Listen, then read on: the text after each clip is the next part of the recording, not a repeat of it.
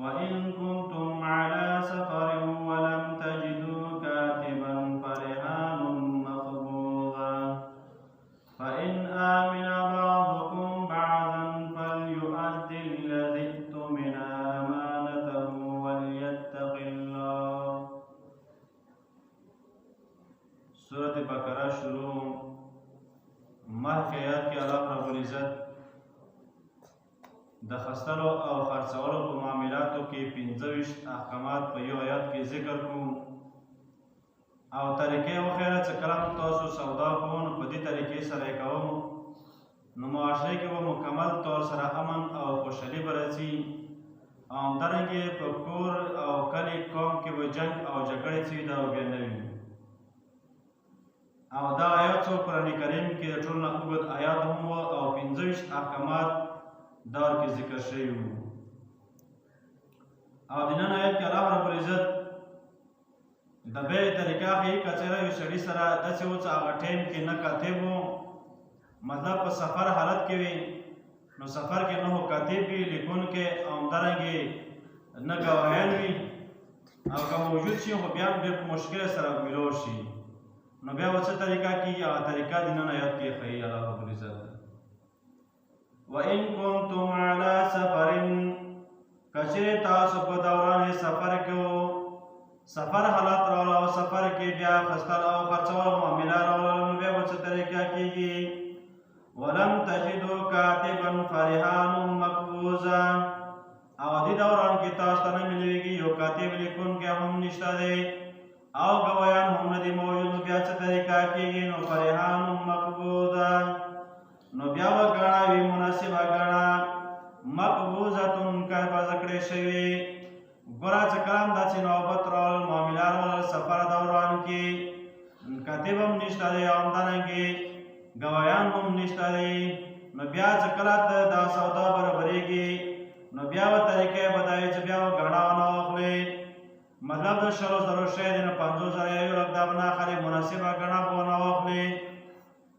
د 10,000 سودا دی نو ته به ونه 12,000 یا 10,000 یا 15,000 دې مطابق به بیا ونه شی به کوس کې یو بل شی په بدل کې چې کله خپل امانت او کومه قرضه دی قرضه اوله شي نو بیا د کوم تا د امانت کې کومه ګڼه درکړې دا ګڼه به بیا واپس کولی به شي. فَإِنْ آمِنَ بَعْضُكُمْ بَعْضًا فَلْيُؤَدِّ الَّذِي اؤْتُمِنَ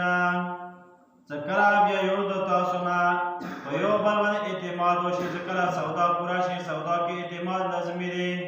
چې کله اعتماد وشي او سودا برابر شي او قرض هم ادا شي نو فَلْيُؤَدِّ الَّذِي اؤْتُمِنَ أَمَانَتَهُ نو بیا د ادا کې ګڼه هغه چې کومه امانت کړی شوی دی مطلب د چا ځای ګڼه یخه وي دریم کس وي یا د کومه سړی چې خرڅوونکی دی بایه ورته روي کیلی شي نو دې ته بیا خپله ګڼه چې کله اوله شي پیسې مې چې اوله شي بیا دا ګڼه هغه کس ته چې چا باندې شی خرڅ کړی وي چې هغه ته مشتري ویلی کېږي نو بیا به هغه ته خپله ګڼه ورته ورکړي. خو دا خبره یاده ساتل پکار وي په اتفاق د علماو سره چې ګڼې نه پیدا اخیستل دا بیا حرام دي ناجایز دي مطلب چې موټرسایکل دا درکړی په ګڼې کې یو اس په میلاو شوي دی یا یو بل داسې شی دی لکه کپړې وغیره شول هغه نه پیدا به نه اخلي که پیدا اخیستله دا ناجایز او حرام دي او که نقصان ورکې وکړ زیادت ورکې وشول مطلب موټرسایکل خراب شول یا ګاډی خراب شول نو دې د ذمهوارو بیا رهین وي مطلب چا ځای ګڼه یخه وي چا نه پیدا اخیستې وي هغه به لازمي ده بیا کوم شی نقصان کړی دی نقصان بیا پوره کوي. علما ذکر کوي چې دې نه پیدا اخیستل دا ناجایز او حرام دي. فَلْيُؤَدِّ الَّذِي اؤْتُمِنَ أَمَانَتَهُ نو بیا د ادا کې هغه کس کوم څه ګڼه کېږدلی شوی دی وَلْيَتَّقِ اللَّهَ رَبَّهُ او ویلګي د رب خپل نه د الله تعالی نه چې رب د هغه دی مطلب دې ګڼې کې به کمې او زیاتې به هم نه کوي. وَلَا تَكْتُمُوا الشَّهَادَةَ بله خبره ذکر کوي کله سودا وشوله سودا کې کله لانجه راغله نو چې کوم ګواهیان دي هغه ګواهیان بیا ګواهي به نه پټوي. ومن یکتمها بیا هم که څه ده چې ګواهي نه ورو چې هغو پیسې وخوړلې یا یې ګواهي نه کوله ګواهي پټه کړه نو فإنه آثم قلبه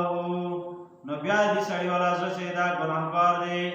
ګوره دې چې کیسه ذکر کړي د وجې نه محل د خبرې او د سوچ فکر چې دی هغه زړه دی بل دا چې کوم د ژبه چې ژبه ترجماني د زړه کوي نو دې د وجې نه زړه ذکر کوي دې هغه ژبه بیا ګناهکار وي والله بما تعملون علیم دا الله پوهې دی په هغه باندې چې کوم تاسو عمل کوو بس کوم معاملات کې سړی ګوۍ پټه کړي نو څه کمی کوتاهي وکړي